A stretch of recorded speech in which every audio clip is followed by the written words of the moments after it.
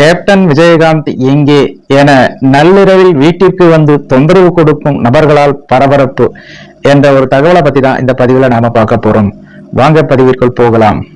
மறைந்த தேமுதிக தலைவர் கேப்டன் விஜயகாந்தின் வீட்டிற்கு வந்து சில நபர்கள் தொல்லை கொடுப்பதாக போலீசில் புகார் அளிக்கப்பட்டுள்ளது.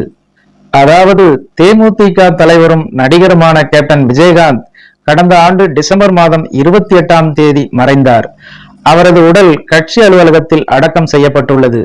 கேப்டன் விஜயகாந்தின் உடல் அடக்கம் செய்யப்பட்ட இடத்தில் கோயில் போன்ற தோற்றத்தில் உருவாக்கி கேப்டன் கோயில் என்று கட்சியினர் அழைத்து வருகின்றனர். மேலும் விஜயகாந்த் மரணமடைந்த நாளிலிருந்து இன்று வரை யார் அவர் நினைவிடத்திற்கு வந்தாலும் அன்னதானம் செய்யப்பட்டு வருகிறது. இந்நிலையில் சென்னை விருகம்பாக்கத்தில் உள்ள விஜயகாந்தின் வீட்டிற்கு பாதுகாப்பு கோரி காவல் நிலையத்தில் மனு அளிக்கப்பட்டுள்ளது.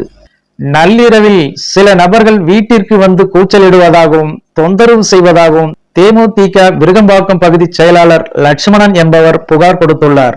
அதாவது கேப்டன் விஜயகாந்த் எங்கே என்று மனநலம் பாதிக்கப்பட்டவர்கள் தொந்தரவு தருவதாகவும் அதனால் வீட்டில் இருப்பவர்கள் பாதிக்கப்படுவதாகவும் கூறி போலீஸ் பாதுகாப்பு அளிக்க வேண்டும் என்று மனு கொடுத்துள்ளார் என்பது குறிப்பிடத்தக்கது.